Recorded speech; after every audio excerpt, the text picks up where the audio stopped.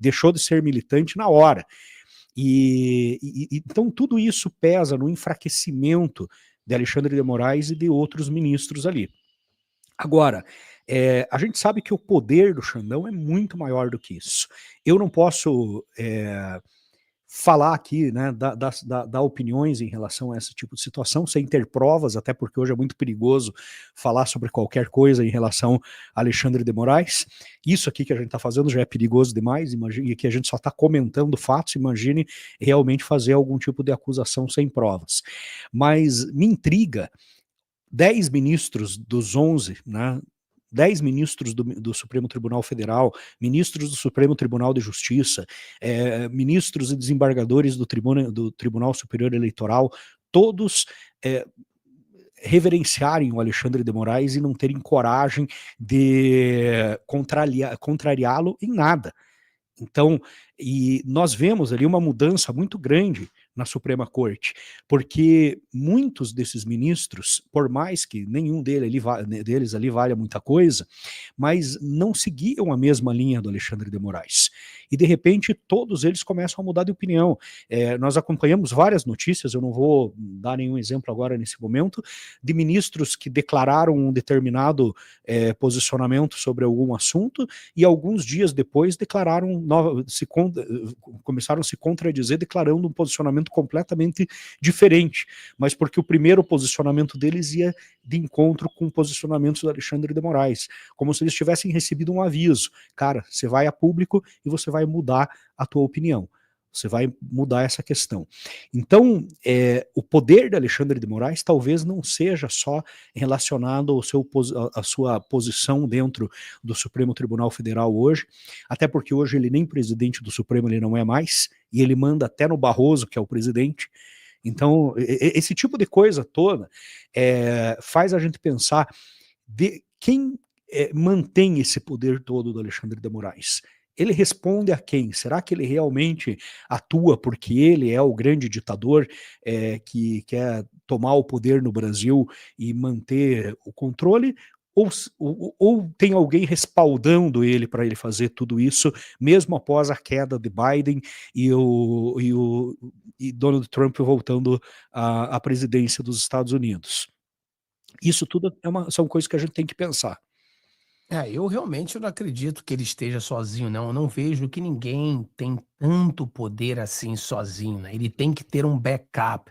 E é o que eu acredito, né? Se houver sanções a ele, o problema para ele é os que estão ao seu redor largarem a mão dele. Eu tenho falado para as pessoas que a gente tem que observar o cenário muito importante futuro, que é, se as sanções acontecerem, qual será a reação daqueles que estão ao seu redor? Eles irão pular na granada com Alexandre de Moraes ou eles vão largar a mão do Alexandre de Moraes? Muitas pessoas questionam, Olímpio, se não é algo proposital do Lula para que ele use as sanções contra o Alexandre de Moraes para quebrar, romper de uma vez por todas o Brasil e os Estados Unidos, e aí o Lula abraça a China de uma vez por todas, tendo esse caso dos Estados Unidos como uma desculpa. Ou seja, eu posso aproveitar isso, levar o Brasil para o comunismo mesmo, assim, hardcore comunismo, e usar isso como justificativa. Olha, os Estados Unidos sancionou a gente, hoje as tarifas serão implementadas, né, ao Brasil, então ele começa a acumular todas essas coisas. Eu acho que é um comentário que vale a pena a gente debater, se pode ser que seja proposital do Lula fazer com que tudo aconteça para ele pular para a China. Olha, teve um período que eu estudei bastante a questão da política da China, e o que eu vou falar aqui vai ser muito polêmico. Muita gente aqui talvez até não goste do que eu fale se não conseguir parar para compreender exatamente o que eu estou tentando explicar. Eu não acredito que a China queira ficar do lado do Brasil. Eu acredito que a China queira ficar do lado dos Estados Unidos, tá? Por quê? Por exemplo, durante muitos anos tinha-se uma questão: a China vai entrar em guerra com os Estados Unidos, a China está provocando. A China nunca teve interesse em entrar em guerra bélica com ninguém. Eles são muito mais inteligentes do que isso. Eles são um império que está há 4.000 anos no poder. O Partido Comunista hoje nada mais é do que um novo império ditatorial que existe lá, que não necessariamente mais segue o comunismo.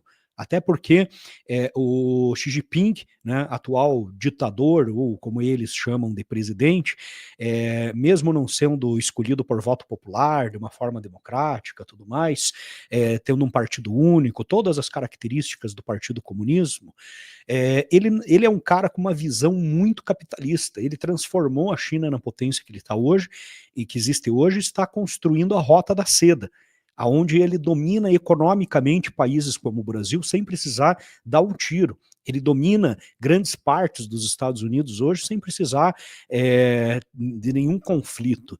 Então, uma guerra é negativa para qualquer lado.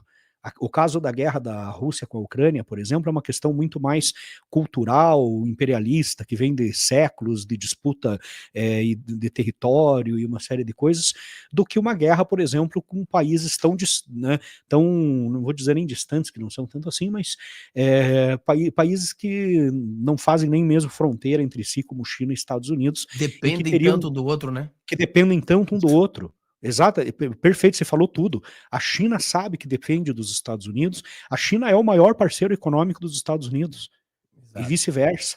Então, isso não quer dizer que um governo concorde com o modelo de governo do outro. A gente tem que entender que a relação comercial entre dois países, muitas vezes, ela indifere das ideologias e do posicionamento político. Não existe partidarismo ou ideologia nas relações comerciais. Então, senão a gente não faria negócios com os países árabes, né, que são ditaduras também, muitos deles ali terríveis, que você pensa, cara, é impossível você manter um relacionamento com um país desse.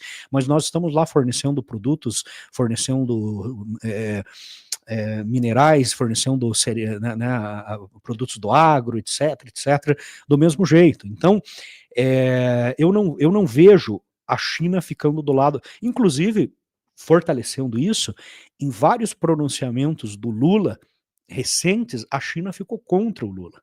A própria questão lá da moeda, da nova moeda para combater o dólar, né? Me fugiu agora, que o Lula se posicionou em relação a criar essa moeda, e o Xi Jinping, né, falou: não, nós não estamos metidos nisso. O Donald Trump ameaçou impor sanções contra os países que quisessem criar uma moeda para combater o dólar. O Xi Jinping foi o primeiro que falou: não tenho nada a ver com isso, daí é coisa do Lula e da Dilma, não me metam nessa história. Mas, Olímpio, Então, nesse ponto aí, Olímpio, eu sempre falo para as pessoas, né? Eu pergunto para eles: vocês sabem quem é que tem a maior reserva de dólar no mundo?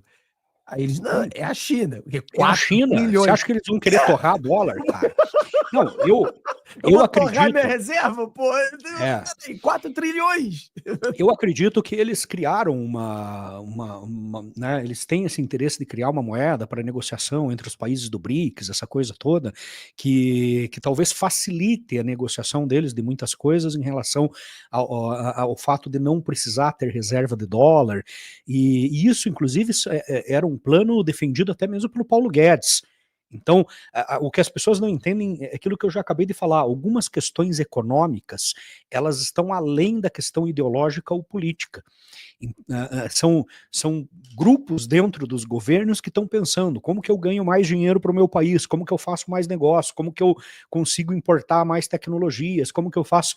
E esses caras que estão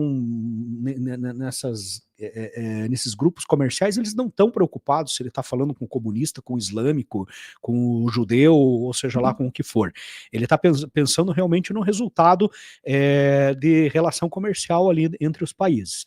Então, nesse sentido, a China, eu duvido que a China ficaria do lado do Brasil, que é quinta divisão na política internacional, para ficar contra os Estados Unidos. Não faz o menor sentido.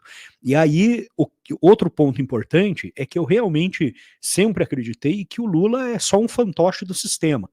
O Lula foi praticamente, como que eu posso dizer assim, me fugiu agora a palavra, mas enfim, ele foi retirado literalmente da cadeia, né, foi reabilitado politicamente, inclusive, com a sua elegibilidade que não poderia e foi devolvida, e, como diria o Geraldo Alckmin, colocado novamente na cena do crime. Só que ele foi colocado com muita gente em torno dele como freio para segurá-lo. O próprio Geraldo Alckmin como vice-presidente, já como um aviso, porque o Alckmin, apesar da história do Teatro das Tesouras e tudo mais, sempre foi um opositor ao Lula, um concorrente, eu não vou dizer um inimigo, mas um cara que queria o lugar do Lula, sempre, né? E aí, então, os caras colocam o Alckmin como vice-presidente como um aviso, tá aí, Lula, se comporte ou você sai e ele entra no lugar. E o Alexandre de Moraes ele tem uma posição diferente nisso, porque o Alexandre de Moraes foi o próprio cara que botou o Lula na cadeia, e depois foi o cara que tirou o Lula da cadeia. Então, entende como Alexandre de Moraes ele serve como uma ferramenta de alguém que tem muito mais poder. Eu não digo alguém, uma pessoa, um grupo, um establishment internacional, globalista, ou seja lá como você quer chamar, que de alguma forma ele serve a essas pessoas para que o governo que fique no poder continue fazendo o que eles querem. E aí uma evidência disso, eu não vou dizer prova, uma evidência disso é o próprio governo Bolsonaro, que ele foi barrado pelo STF, até por grande parte do Congresso, e não conseguiu avançar em muitas pautas que esse sistema não queria que avançasse. Então, eles conseguiram manter um certo controle sobre o governo Bolsonaro durante 4 anos, e mesmo eles estando fora do poder. E agora você vê lá o próprio José Dirceu dando uma entrevista falando que os mensaleiros nunca saíram do poder, né? Então, perguntaram para ele, né, se eu não me engano, se os mensaleiros voltarem, ele falou, voltarem não, né?